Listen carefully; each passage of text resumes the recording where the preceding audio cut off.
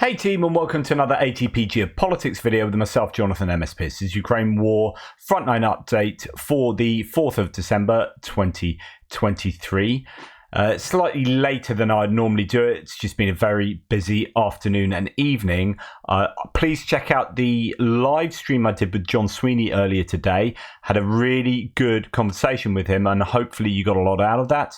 And hopefully I'll be able to speak to him again at some point in the future, as well as go for a pint with him when he's local to me. A fantastic time speaking to him, and also a great time speaking to Mark Bizcu and his wife Olena last night from Canada on the live stream from last night. So a couple of live streams for you guys to check out if you haven't done so already. On the screen now is the key to my map and to what the lines mean on my map. Pause it if you don't know, haven't seen my videos already. Okay, let's go to the northeastern sector. Now, I haven't bothered bringing up the Institute for the Study of War just because it's almost 24 hours since they kind of released it, and they're due to release one in probably about another 3 hours or so, a couple of hours.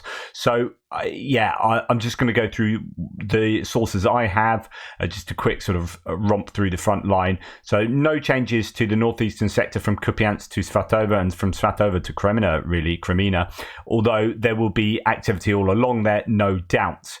We're just going to pop into the forest area where we have seen an increase in activity, and also to the north of this salient in the sort of Tierny area there west of Krymina. So let's go and have a look at a couple of the sources. Well, recent geolocated footage shows that Ukrainian forces are actively counterattacking and regaining ground north of Torska. The Torska Ledge, says military lab. It seems that Ukrainian soldiers were able to repel the Russian forces and recovered a number of positions that they had lost a few days ago, marked in yellow. So in fact, this was an area where the Russians took some territory, quite a bit of territory, as according to Syriac maps, this area of red. Not so much agreement there from Andrew Perpetua, and the idea is that the Ukrainians have pushed back the Russians since then. Not quite sure who military lab uses as a source, but it could well be a Syriac map alignment there, although military lab is pro-Ukrainian. And then to go a little bit to the south, we can look at WarMapper. I haven't dipped into WarMapper for ages. I used to use WarMapper's whole map of Ukraine as my base map, my go-to map. Is lovely and colourful, and I do like this stuff, but often not as current, not as on point on a daily basis. There's a bit of a lag between what happens on the battlefield and when WarMapper catches up, but actually a lot more current these days, I see. And here's one from Krymina, Ukrainian making a further advance to the south of the city of Krymina there. Sorry, you can probably hear my partner there getting the hamster that's rolling around in the ball in a room next door. Random. So as you can see, the Ukrainians have made some gains in the forest area, which is good news for them. There aren't too many areas of Ukrainian gain these days. So the potential gains around the Dnipro area where they've been fighting, and here in that corner of deep into the forest there. So we'll go back to that. That's the area. Dubrova's up here. There was some activity there over the last couple of days, but here we are seeing some gains there. And actually, that is confirmed here by Syriac Maps, pro-Russian mapper, saying the Ukrainian army made small advances in the forest southwest of Krymina. So good news for the Ukrainians in that sector. Okay, we'll come down to Bakhmut now, and you can see there are some gains for the Russians in the Avdiivka area, towards Avdiivka, north of Krymova.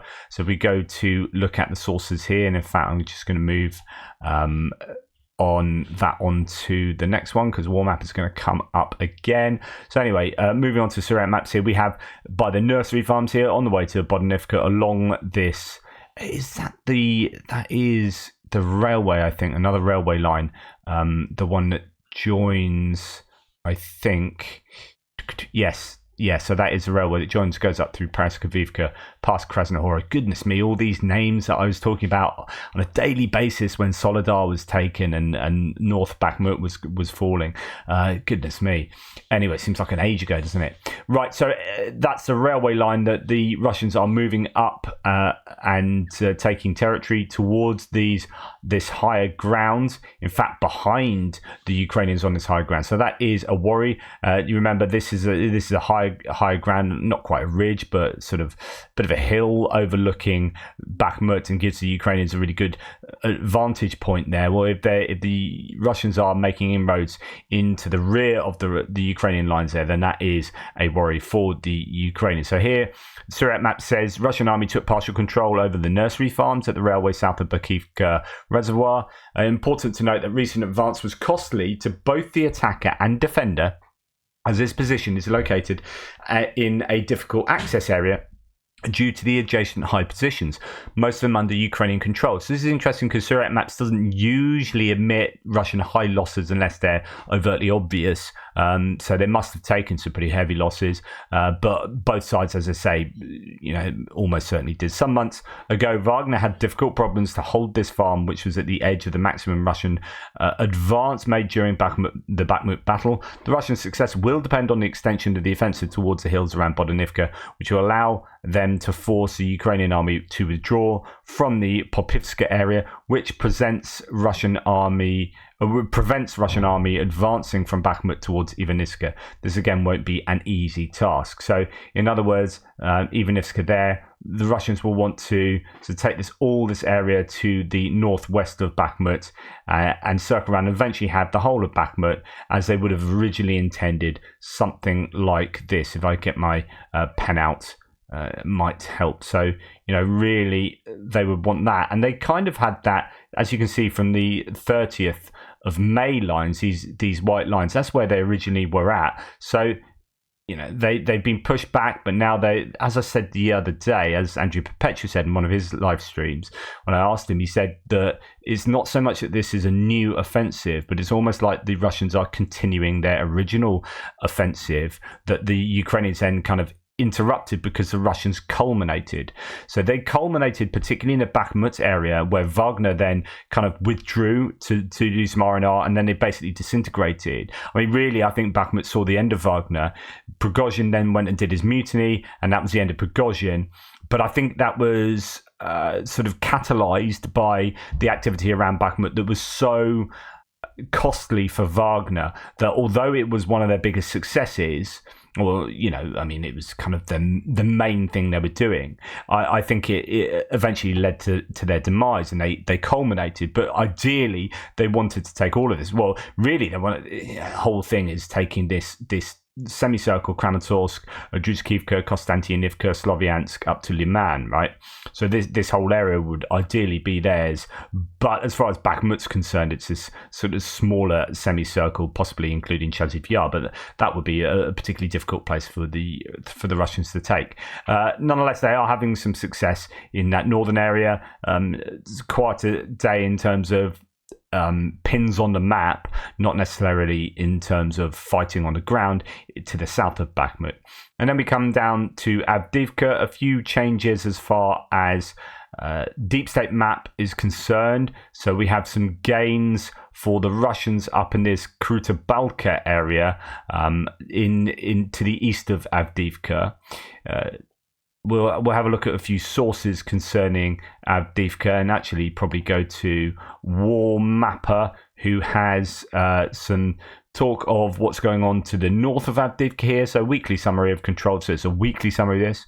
Russia has continued to make advances on the northern flank of Avdiivka. You can see it's all about pushing further beyond the railway line towards Stepover. They seem to be at least partially in control of Stepover, maybe all of it. I mean, or it's at least half contested towards Bedici, and then sort of coming on down here. The area I was telling you about was more to the east, and then we have the activity going on to the southeast of Avdiivka as well.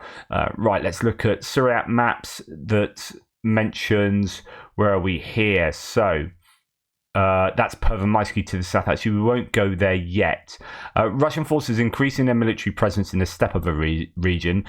This is Russian soldiers capturing a Ukrainian position along the railway north of Stepover. And that was what I reported a couple of days ago.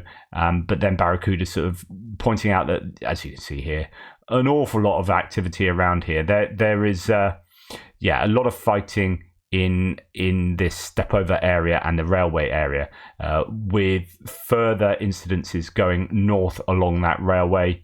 If we go to Stepova up here towards here, so they'll be pushing up the railway further and further north, whilst also trying to extend their area of control into Stepova as well. There is a lot of footage coming out from here. I think there's a Leopard 2 tank I saw driving up and down, I think, one of these roads here, firing at the Russians there. Of course, it's difficult to know exactly what the timestamp for these videos will, what the timing is, but nonetheless, they are fighting hard around this area, but the Russians do seem to have the wind at their sails here. And then as we go down to Pervomaisky, there's no changes to the map here, but what this signifies is a change to the really the grey zone here.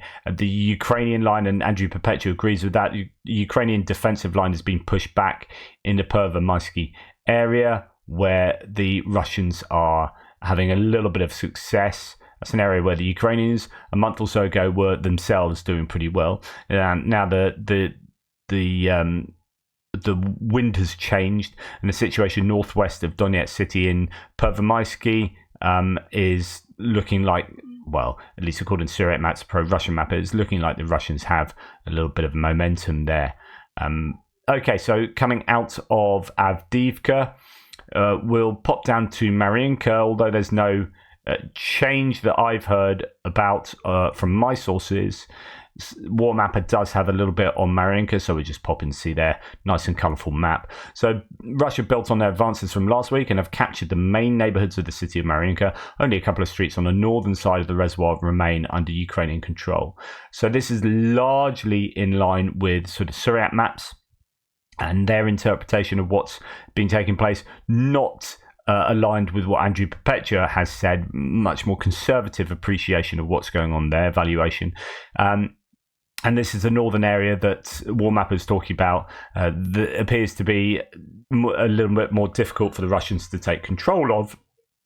But it's arguable as to whether they have full control over the area to the south of that water feature. And we had all those Russian sources talking about how you shouldn't believe everything that people like MASH reports on the area, that pro-Russian source, because they were wildly inaccurate. And that was all that controversy over really the claims that Syriac Maps has made here. So I would just be a little bit more conservative, probably go along with Andrew Perpetua there. But it is obviously super difficult. It's super difficult, I think, in a lot of places for Ukraine at the moment. I've been a little bit down about where they are, and you're going to hear a bit more of that when we go down to Krynky and the Dnipro River, because I think it is difficult for the Ukrainians there, and it's interesting. Well, I'll leave that for a little bit. So here we have Russian gains. Sorry, I did the mapping today and that's the wrong color. That should be red, but you got Russian gains here. A little bit of field by north of Pryutne. I thought I changed that. Well, I had changed that yesterday, but I don't know. I may have had that pin there yesterday and got rid of it, and then the change seems to come up again from Andrew Petua's from the last mapping change. Anyway, whatever. Over the last 48 hours, that area appears to have been taken by the Russians as them pushing forward, pushing north from Pryutne. Just prodding and probing there. As far as Robotyne is concerned, there's not too much to report. There's no movement from my mapping sources. There's just one tweet here from No Report saying the Ukrainian forces repelled a Russian attack towards Robotyne in the Zaporizhia direction. I can't show it to you, but there's a few bits of kit getting taken out, and that is apparently a difficult time for a Russian attack in the Robotyne area, but I'm not quite sure exactly where that was, not being geolocated on that thread. Nonetheless, it's still active there. There's no changes to the mapping. Okay, let's come to the Krynky area and the Dnipro River. So Krynky, if you remember, is this town where the Ukrainians have a foothold, particularly in the center of it, but it kind of goes out here, and they don't have control of the northeastern area, and as it comes back down towards the southeast, they apparently are fighting south in the forest area towards in that direction, and they're struggling to expand. Well, they're struggling to expand that bridgehead, but they also appear to be struggling to expand the bridgehead around Pishchanivka and Pidstepny here, further down the river towards the Antonivsky rail bridge and then the road bridge. Okay, so not the greatest of news coming out from here. Well, okay, so I have said over the last week that if they're not expanding here and they are struggling, considering this is a place where they could capitalize, and it's a really good opportunity to expand a bridgehead and to make themselves a real nuisance, really, in giving the Russians something to think about, not only up in Robotyne along the Zaporizhia front, but here around the Dnipro River, and forcing the Russians to split their forces. And it's a difficult area to get their supplies into because there's only a couple of roads and they're basically interdicted either directly up here next to the river or by fire control with this highway. Other than that, it's a difficult place because the Russians are backed onto the Leshki sands, so on and so forth. All the stuff I've talked about before. But for the longer it goes with the Ukrainians not expanding that bridgehead, I think the worse the news is for them. And I think it just shows that the Russians have been able to stop that advance, and as a result can keep the Ukrainians contained to very small, relatively small areas where they can just hammer them, as I've said, a bit like fish in a barrel. So they'll have a concentrated amount of forces. Although it's not huge forces, the Russians are just going to be dropping aviation glide bomb FAB 500s all over the shop here, as well as hoping to get their artillery going. Now, the Russians have struggled in terms of drone activity in this area. Electronic warfare has played its part. So let's go to a couple of sources. The second one is a BBC article, actually. This first one is a Russian propagandist Two Majors publishing a letter from a VDV from the 104th. His description of the fighting in Krynky supports the earlier argument in the quoted tweet. He has never seen so much destruction by FPV drones at that extended range. Now, I think the Russians are having a really difficult time here. Okay, so the Russians are losing a lot. It is really tough for them, but it is also really tough, I think, for the Ukrainians as well. So here's a translation of that. I'll just read it out to you. So this is of the Two Majors claim. So, Kherson region, our coast, Krynky, they write to us, quote, "I wish you good health, dear comrade majors. A fighter from the Kherson direction writes to you from one of the airborne units that just came to drive out the crests." Crests is a way that they talk about Ukrainians. "Apparently, the main bet will be on us and the Marine Corps because motorized riflemen from the 70th cannot figure out their problems and are experiencing difficulties, at a minimum, in interacting with neighboring units, as a result of which many are already being withdrawn from forward positions."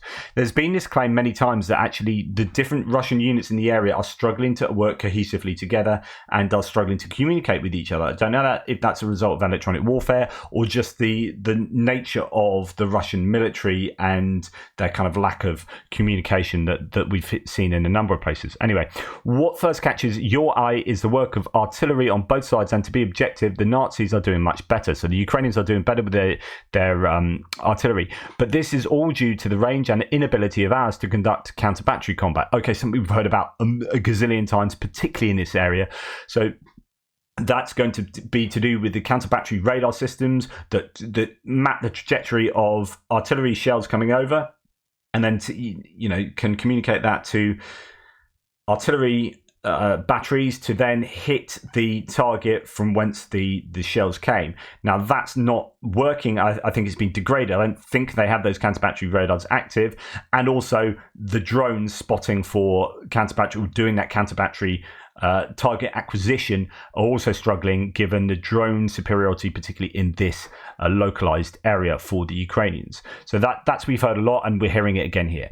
And then as a consequence, our artillerymen need to very quickly change positions, and all this under the eternal supervision of the Ukrainian drones. Second, the Ukrainians have already taken aim, and they probably don't have a hunger for shells. They can fire a couple of cluster munitions into the area where our troops occasionally walk. Accordingly, you need to be mentally prepared for the fact that it might just fly onto your heads. Rather than being discovered and starting to cover you, you need to keep your head cool. Third, for the first time, I see how kamikaze drones create a huge radius of destruction of equipment and such a concentration of Ukrainian aerial reconnaissance. You can fight, but evacuating the wounded is a feat. Just recently, they found one soldier from the Storm 20th Detachment of some regiment. A man had been lying there for 2 days. They pulled him out. He had a shrapnel wound in his leg and a fracture. He was lucky that it didn't hit any veins or arteries. Well, at the end, I would voice the interaction. While we are organising horizontally, the senior command is unable to find a common language with some units, which is very strange. If there was the same interaction as under Robotina, everything would have been fine a long time ago.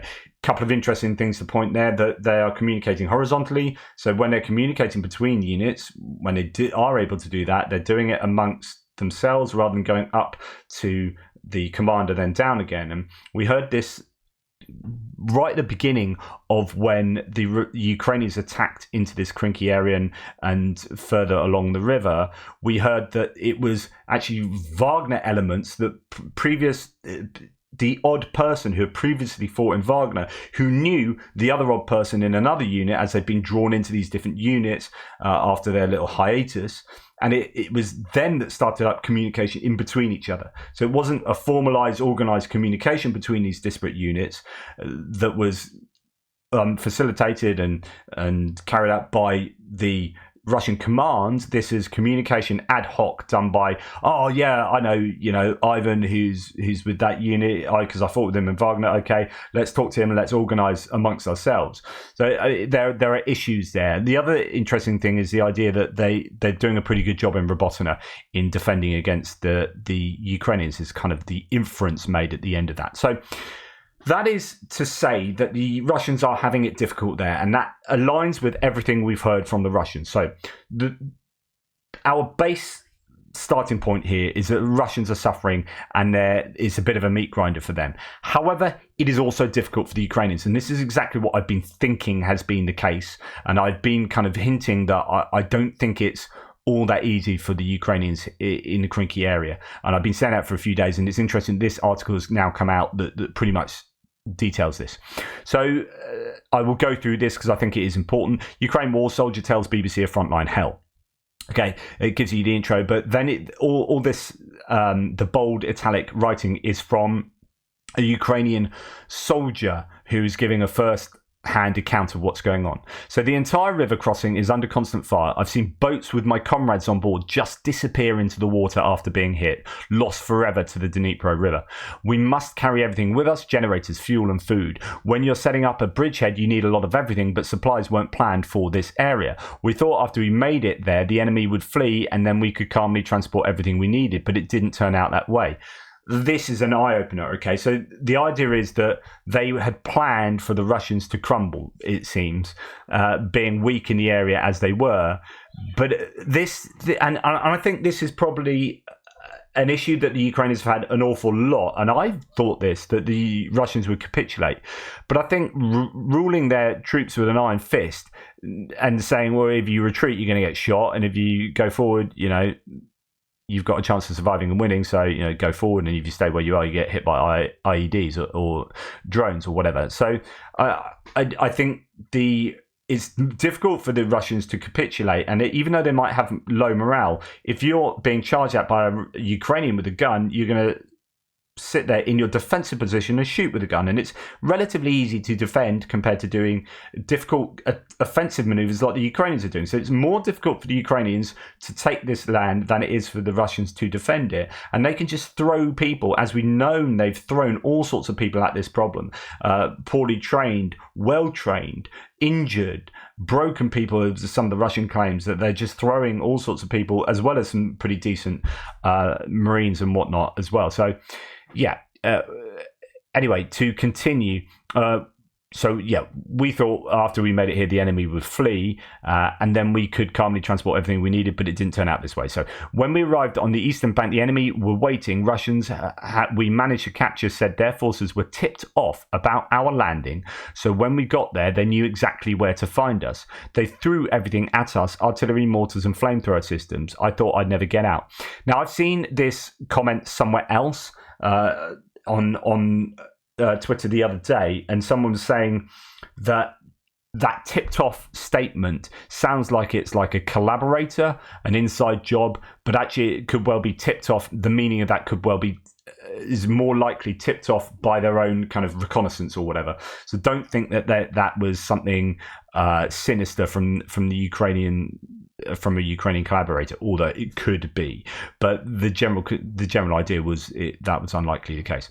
President Zelensky has been keen to talk up this offensive, framing it as the beginning of something more. Ukraine's general staff reported on it in its daily update on Sunday that its forces were maintaining their positions on the eastern bank of the Dnipro and were inflicting, quote, fire damage on the enemy's rear. This soldier's testimony, however, reveals splits between Ukraine's government and its generals over the state of the war, and the article talks a little bit about Zaluzhny and Zelensky arguing a little bit over not being happy with each other, given the Economist article that Zaluzhny was involved with. And in fact, there's rather a lot of talk at the moment. I think there's something in my news piece coming tomorrow concerning the fracture between Zaluzhny and Zelensky, which doesn't sound great if it is indeed as is being reported. Back to the soldier, he says, every day we sat in the forest taking incoming fire. We were trapped. The roads and paths were all riddled with mines. The Russians cannot control everything and we use it, but their drones are constantly buzzing in the air, ready to strike as soon as they see movement. So interesting that's the same kind of comment about drones that the Russians are saying about the Ukrainian drones. The reality could well be that everyone's got it difficult because drones are bleeding everywhere. And that's the nature of this war. So supplies were the weakest link. The Russians monitored our supply line, so it became more difficult. There was a real lack of drinking water despite our deliveries by boat and drone. And we heard that actually they were struggling to get things across the river by boat, so they were dropping things like fuel and water by drone. We paid for a lot of our own kit, buying generators, power banks and warm clothes ourselves. Now the frosts are coming, things will only get worse. The real situation is being hushed up, so no one will change anything. So this is the kind of thing we've been hearing the Russians say, but this is the Ukrainians saying this. Now, if this is true, then it's representative of, or perhaps representative rather than being localized. I don't know that the Ukrainians themselves are finding it hard to get enough equipment, that they're having to. We know that there's a lot of fundraising going on, right? So whether that's what they're talking about or literally buying stuff with their own money, I don't know.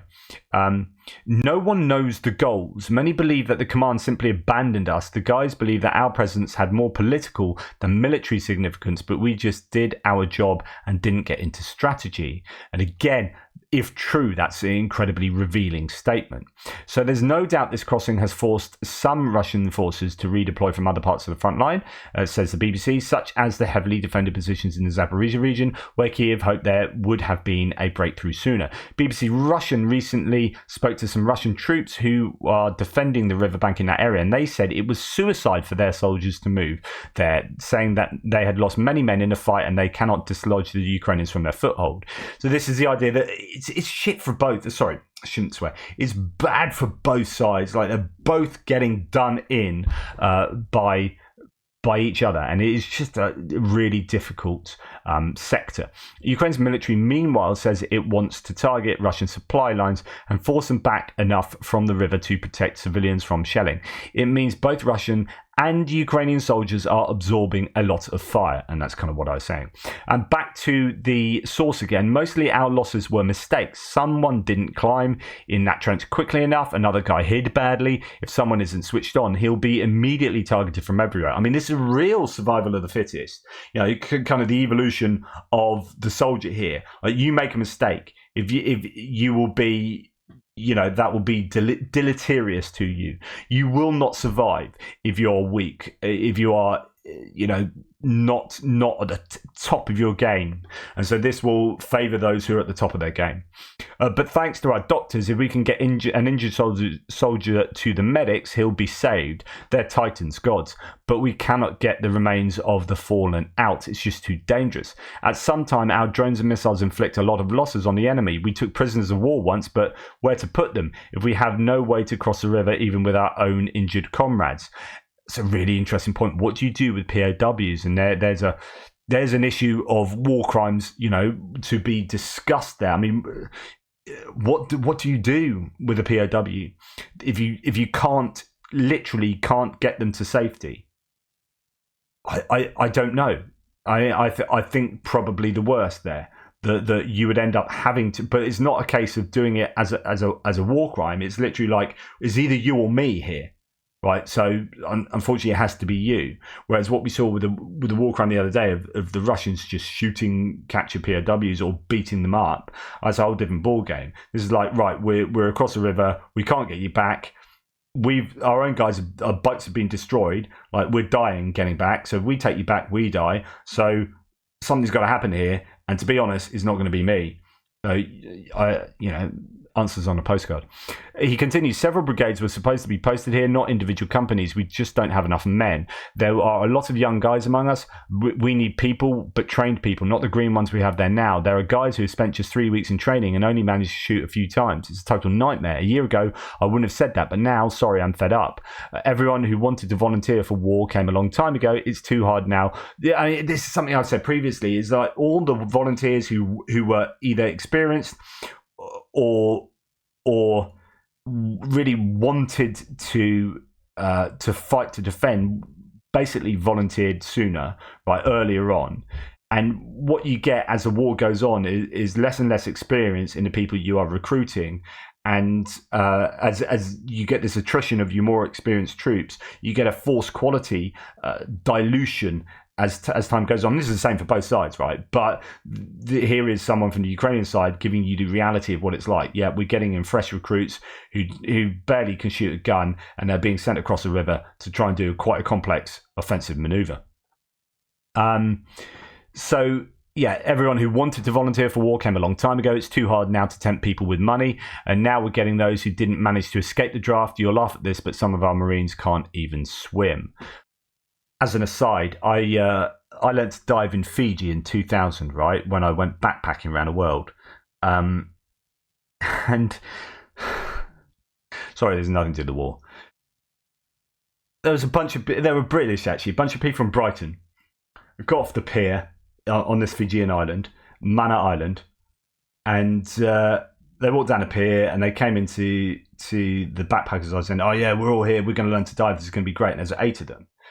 And it's like, okay, yeah, cool. Yeah, we've just learned to dive. It's really cool having an absolute ball out here, blah, blah, blah. And sat there talking to them. And it turns out that, no, it's 6 of them, not 8 of them. 6 of them, like, I think it was something like 4 of them couldn't swim. It's like, what are you doing coming to learn to dive if you can't swim? You do realise this is swimming, but underwater where you're less safe. And there are like sharks and stuff out there. I mean, this is nuts. Anyway, you have to jump off the pier and swim 50 meters to a buoy and back, like to prove that you can swim before they even start the thing. So they all jumped in.